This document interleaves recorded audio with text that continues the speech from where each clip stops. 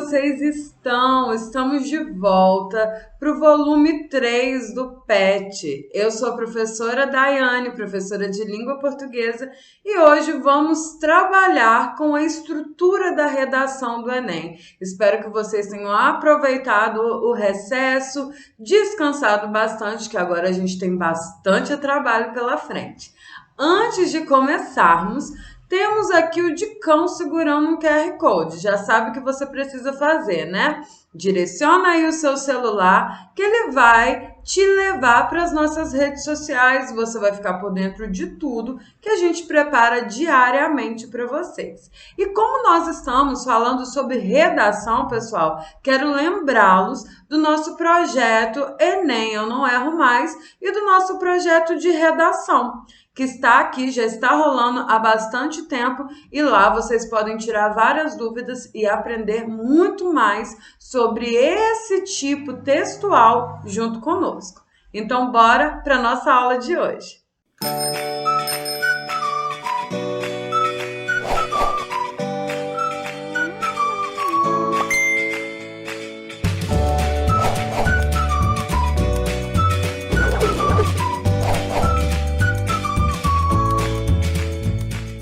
A estrutura da redação do Enem. Bom, pessoal, como eu acabei de falar com vocês, nós temos aulas aqui no canal totalmente gratuitas, toda quarta-feira às 16 horas, sobre a redação do Enem. Então, se vocês querem ficar por dentro, assistam às nossas aulas, são ao vivo, e também temos um grupo no WhatsApp, onde compartilhamos várias dicas.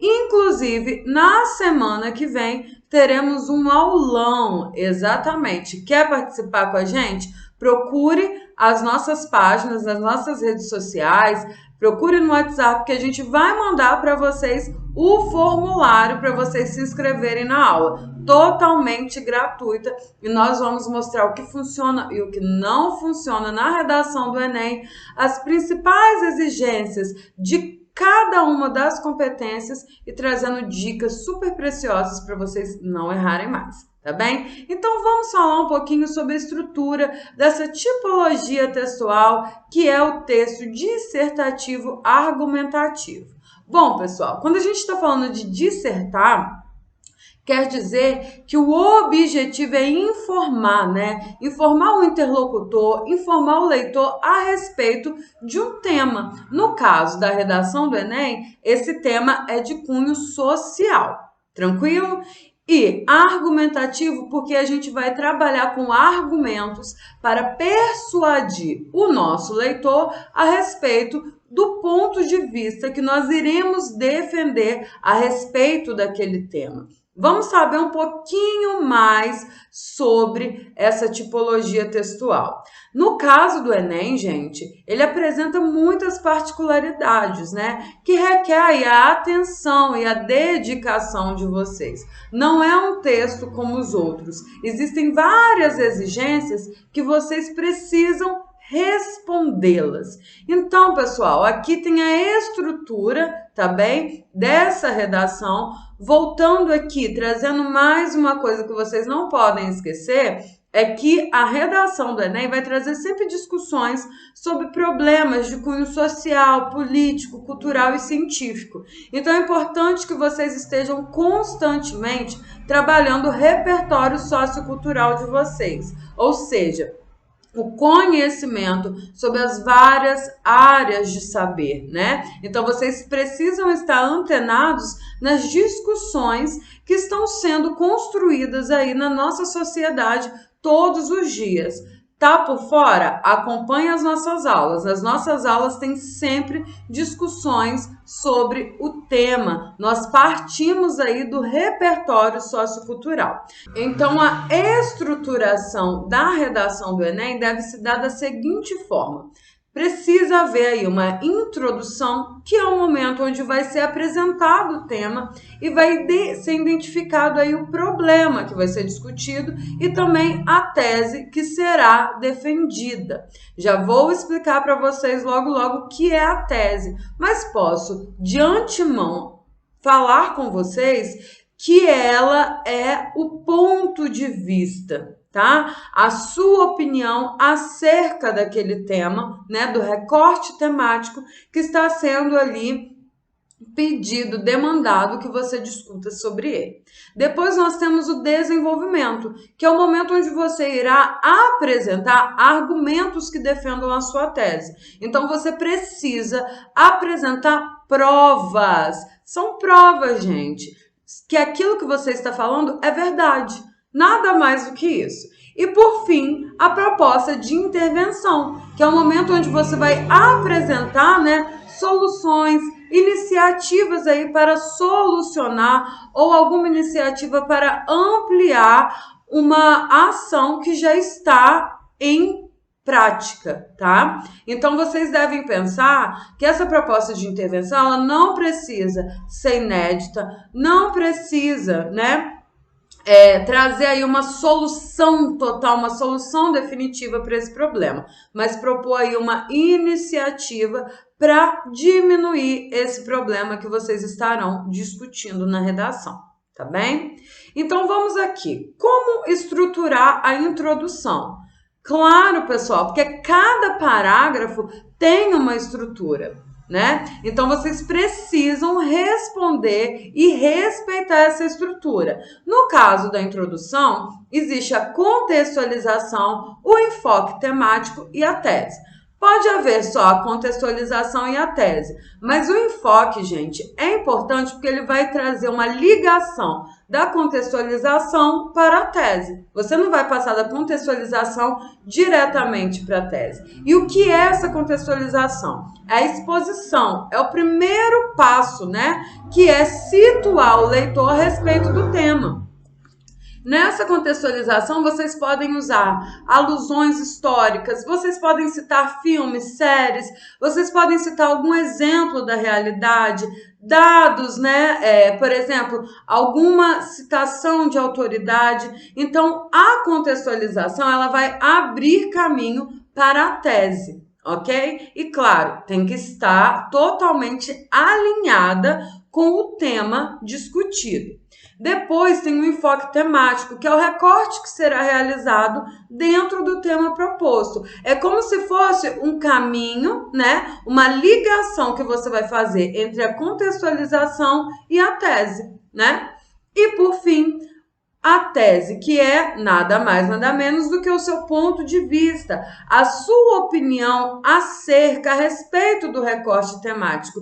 E, principalmente, vocês devem pensar que ela precisa ser a problematização a respeito de determinado tema, né? Que deverá ser defendida e fundamentada por argumentos. Então, para encontrar a tese de vocês é muito simples.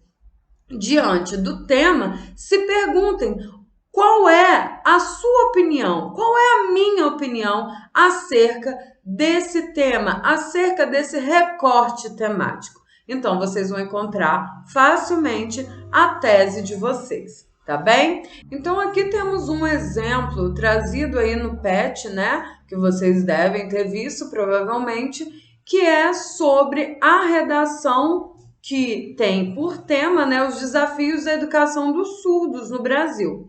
Então, aqui nós temos um exemplo de introdução. Percebe-se que no Brasil, os deficientes auditivos compõem um grupo altamente desfavorecido no tocante ao processo de formação educacional, visto que o país enfrenta uma série de desafios para atender essa demanda. Nesse contexto, torna-se evidente a carência de estrutura especializada no acompanhamento desse público, bem como a compreensão deturpada da função social deste. Olha só, pessoal, se vocês pegam aqui, olha, percebe-se que no Brasil os deficientes auditivos compõem um grupo altamente desfavorecido no tocante ao processo de formação educacional. Isso aqui a gente pode dizer que é um trecho da contextualização, né? E em seguida a gente tem visto que o país enfrenta uma série de desafios para atender essa demanda. Isso aqui é um enfoque, olha só, está trazendo aqui a palavra desafios, que está lá no tema. E por fim a gente tem a tese. torna-se evidente a carência de estrutura especializada no acompanhamento desse público, bem como a compreensão deturpada da função social deste. Compreenderam? Então, vamos continuar aqui. A estrutura do desenvolvimento. Geralmente, o desenvolvimento é constituído por 2 parágrafos. Então, cada parágrafo deve apresentar 3 elementos básicos. E isso, gente, vocês não podem perder de vista, tá bem? Porque se vocês não seguem, né, esses 3 elementos, complica a vida de vocês aí na escrita da redação. Então, primeiro tem que haver o tópico frasal, argumentos e, por fim, fechar o parágrafo com uma crítica. Vamos entender melhor como funciona cada um deles. O tópico frasal é a ideia central sobre o que será abordado no parágrafo. Então, vocês vão trazer a ideia central na primeira frase. É só isso, tá? Depois vocês vão trazer argumentos. De preferência, um argumento apenas ali no seu parágrafo. Se desse a extensão de linhas, né, o tanto que você escrever, dá para você desenvolver um argumento paralelo, um argumento bem relacionado, que feche bastante a discussão ali, vocês podem colocar, claro, sem problema. E o que são argumentos, pessoal? Como eu falei, são provas, né? Eles vão ampliar e fundamentar a ideia central. Por meio de que estratégias argumentativas? Guardem aí essas palavrinhas que eu já vou explicá-los quais são as estratégias argumentativas e por que elas são tão importantes e não devem ser de forma alguma negligenciadas no texto de vocês. E por fim a gente tem a crítica, que é uma avaliação, fechamento do parágrafo com uma opinião criada a partir dos dados apresentados. Você trouxe os dados ali, você trouxe argumentos, você trouxe prova, você vai fazer uma pequena reflexão ao final do seu parágrafo. Não termine o seu parágrafo sem fazer esse fechamento, até porque ele traz a marca de autoria, que é extremamente importante no texto, na redação do Enem. Vamos falar sobre as estratégias argumentativas. Nós temos várias formas, né, que são as estratégias de argumentar. São tipos de argumentos diferentes que estão ali, né, à disposição para confirmar, para trazer verdade sobre a sua tese, sobre a tese que foi construída. Então, nós temos o argumento de autoridade, que é quando a gente cita, né, alguma autoridade, algum especialista em um assunto, algum escritor, algum sociólogo e por aí vai. Temos a comprovação, que vocês podem utilizar aí dados estatísticos, dados de pesquisas. Exemplificação, que vocês precisam pensar, se vocês forem trabalhar com exemplos, que sejam exemplos bem conhecidos, tá, pessoal? Nada de exemplo isolado, a minha tia, a minha avó, não. Exemplos que são de conhecimento comum. Temos também a alusão histórica, que é quando a gente faz, né, menção aí, a gente vai tratar de fatos históricos. Então, vocês podem utilizar a alusão histórica também. Temos a causa e consequência, né? Você vai trazer uma causa, vocês, né, vão trazer uma causa e vão falar sobre a consequência dela, né? Temos o contraste, que você vai trazer uma ideia e logo em seguida vai contrapô-la. Mas para você usar o contraste, você precisa estar muito seguro. Senão, não use o contraste, tá, pessoal? Temos também o argumento lógico, né? Eu tô ali escrevendo a minha redação, eu tenho uma ideia acerca de uma coisa, né? E aí eu posso trazer, né? Tirar conclusões com base naquilo ali que eu estou trazendo, que são conclusões lógicas, né? Por exemplo, se eu coloco uma panela no fogo com água, o que vai acontecer? Pela lógica, vai ferver, né? Vai esquentar e vai ferver. Então, é mais ou menos isso. Mas para vocês utilizarem um argumento lógico, ele tem que estar muito pautado na nossa realidade. Não pode derrapar, não pode ter nenhum deslize. É como o exemplo que eu acabei de trazer para vocês. Ninguém vai contestar que se eu coloco uma panela, né, no fogão para esquentar com água, que ela vai ferver, que essa água ali vai ferver. Entenderam? Então, bora continuar. Temos aqui a estrutura da proposta de intervenção. E aqui eu quero chamar a atenção de vocês que nós temos aqui 5 elementos. E esses 5 elementos, eles não são de forma alguma negociáveis. Eles são obrigatórios. Se faltar um elemento, vocês perdem 40 pontos. Então, prestem bem atenção e não deixem de lado nenhum desses elementos aqui. Primeiro é o agente, né, pessoal? O agente é quem? É o indivíduo. Pode ser um instituto, pode ser um órgão governamental que colocará em prática a ação interventiva.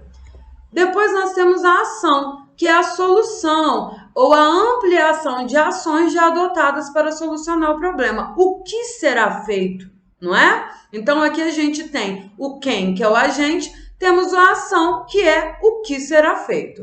Em terceiro lugar, nós temos o modo, o meio, né? Como será feito? Como isso será colocado em prática? Então, a gente vai falar sobre os mecanismos aí envolvidos na criação dessa ação interventiva e a maneira como ela será viabilizada. Depois temos a finalidade ou efeito, né? Que é o objetivo e os resultados esperados.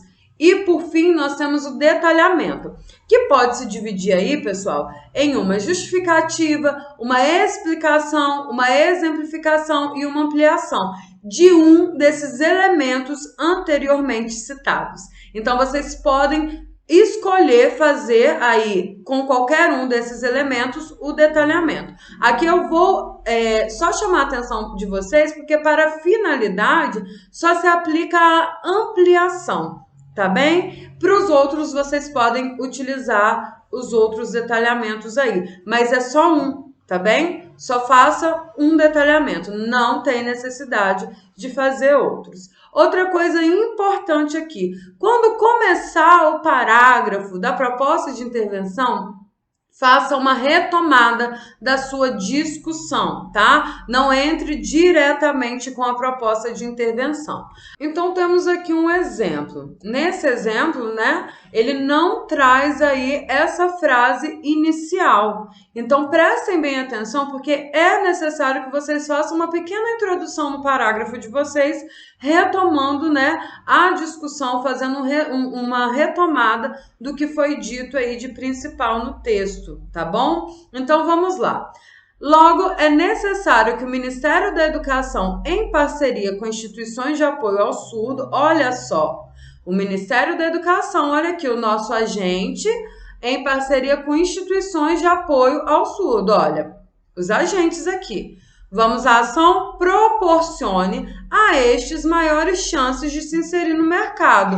Olha aqui, olha, a ação é essa aqui, ó. Proporcionar maiores chances de se inserir no mercado, mediante a implementação do suporte adequado para a formação escolar e acadêmica desse indivíduo. Olha aqui o meio, tá? O modo, mediante, né? Temos aqui, com profissionais especializados em atendê-lo. Aqui a gente pode pensar que é uma ampliação, né, desse modo. Então, trouxe aqui um detalhamento, tá? E por fim, a fim de gerar mais igualdade na qualificação e na disputa por emprego. Aqui nós temos a finalidade e o efeito, né? Então, espero que vocês tenham compreendido bem. Vamos para a atividade. A atividade vai pedir para que vocês redigam aí uma redação. Vamos fazer a leitura junto aqui dos textos motivadores e vamos ver no que vai dar aí essa atividade. Bora lá! Leia os textos a seguir. Texto 1. Mobilidade urbana pode ser entendida como a maneira das pessoas transitarem nos espaços urbanos, seja de maneira individual, a pé, bicicletas, motocicletas ou carros, seja de maneira coletiva, ônibus, metrô, trem, etc. Esse conceito é essencial no planejamento urbano, pois influencia de maneira decisiva na qualidade de vida dos cidadãos nas cidades. Por se tratar do direito de ir e vir das pessoas, a mobilidade urbana está diretamente ligada ao processo de urbanização das cidades.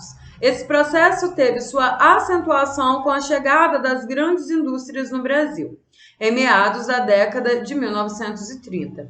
Tais indústrias se concentraram em poucas áreas, principalmente na região sudeste. A industrialização acelerou a migração campo-cidade, conhecida como êxodo rural, em que as pessoas partiam das áreas rurais em busca de empregos e possíveis melhorias de vida. Essa migração acelerada, entretanto, não acompanhou a geração de empregos, o que trouxe grande competitividade em várias áreas: moradia, trabalho, alimentação, lazer e principalmente o uso dos espaços públicos. Com isso, a mobilidade urbana ao longo dos anos ganhou evidência, gerando graves problemas urbanos. Então aqui, pessoal, a gente tem como tema principal, né, desse texto, que é um texto motivador que vocês leem antes de fazer a redação, que é a mobilidade urbana. E aqui vem explicando, né, o que é a mobilidade, né, que vai falar aí sobre a maneira das pessoas transitarem nos espaços urbanos, né, seja de maneira individual ou de maneira coletiva. Vamos aqui para o texto 2. Temos aqui uma pequena charge.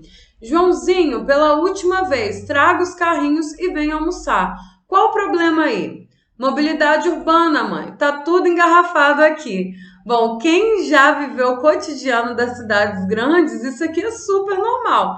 Problema gravíssimo, como a gente viu no texto 1, de mobilidade urbana, né? Então vamos aqui, pessoal. A partir da leitura dos textos motivadores seguintes e com base nos conhecimentos construídos ao longo de sua formação, redija um texto dissertativo argumentativo em modalidade escrita formal da língua portuguesa sobre os desafios da mobilidade urbana no Brasil. Apresente proposta de intervenção que respeite os direitos humanos, selecione, organize e relacione de forma coerente e coesa argumentos, fatos para a defesa de seu ponto de vista. Primeira coisa que vocês devem prestar atenção aqui, o recorte temático, olha só, os desafios da mobilidade urbana no Brasil. Não está falando só de mobilidade urbana, está falando dos desafios. Então, quais são aí os desafios dessa mobilidade urbana? Outra coisa, pessoal, a proposta de intervenção deve respeitar os direitos humanos e vocês devem construir, né, um texto coerente, coeso, com argumentos, como eu falei, que vão defender o seu ponto de vista. Não vou fazer a redação junto com vocês, é uma criação individual, mas trouxe aqui algumas dicas do Dicão da redação que vai ajudá-los bastante na produção textual. Primeira coisa, redige o texto na norma padrão da língua portuguesa, ou seja, gente, formalidade, nada de oralidade, nada de gírias, respeitando todas as regras gramaticais. Seja impessoal, mas não imparcial. Tem gente que confunde. Impessoalidade, gente, é a forma como a gente vai escrever o texto, que é na terceira pessoa do singular, né? Então, eu não vou colocar o eu penso, né? Eu vou dizer, pensa-se, por exemplo. Né? Então, sejam impessoal, nível de linguagem, mas não imparcial. O que quer dizer? Vocês precisam ter um lado, vocês precisam defender um ponto de vista. Então, ao colocar o seu ponto de vista, já não tem parcialidade. Imparcialidade, quer dizer, vocês serão aí totalmente parciais, ok? Utilize operadores argumentativos. Pessoal, o que são os operadores argumentativos? São aí, né, conjunções, são estruturas, são expressões que vão fazer aí, trazer aí a coesão do texto de vocês. Principalmente, né, a relação intraparágrafo e interparágrafo, né? Dentro do parágrafo e entre os parágrafos. E é muito importante, né, vocês saberem que é obrigatório no início dos parágrafos. Ok? Não estou falando do primeiro parágrafo não, tá? Pode deixar a introdução quietinha lá, mas entre os outros parágrafos é obrigatório. E é obrigatório também que vocês diversifiquem. Então, a gente tem, por exemplo, operadores que trazem contradição, né? Contraposição, como contudo, todavia, porém, tem outros que vão trazer aí, né, conclusão, portanto, não é mesmo? Então, é só vocês darem uma pesquisada. Se tem dúvida, assista as nossas aulas. Já demos uma aula sobre isso aqui. Temos uma aula sobre isso aqui no canal, tá bem? Se vocês quiserem, deixe aqui nos comentários que eu vou trazer para vocês. Deixo o link aqui para vocês. Não copie trechos dos textos motivadores. Pessoal, os textos motivadores estão ali para ajudá-los a refletir, a ter ideias acerca do tema. O que vocês podem fazer, né, é se basear em alguns dados ali, mas muito cuidado para não copiá-los, tá bem? Vocês podem interpretar esses dados e colocá-los aí no texto de vocês, mas copiar de forma alguma. O que eu indico é que vocês nem mesmo copiem, nem mesmo se baseiem em qualquer dado que foi trazido ali diretamente, tá bom? Que vocês construam aí um repertório sociocultural que não seja dependente desses textos motivadores. E por fim, o texto que tiver até 7 linhas escritas recebe nota 0. Porque ele é considerado um texto insuficiente. E aí eu pergunto para vocês, vocês dão conta de escrever todo um texto, de defender um ponto de vista em 7 linhas? Acredito que não. Então, olha só, mãos à redação e façam um texto bem bacaninha aí, tá bem? Espero que vocês tenham gostado, que eu tenha ajudado a vocês. Fiquem atentos aí com o nosso projeto Enem Eu Não Erro Mais, totalmente gratuito aqui no nosso canal. Ó, um beijão e até a próxima aula. Tchau, tchau!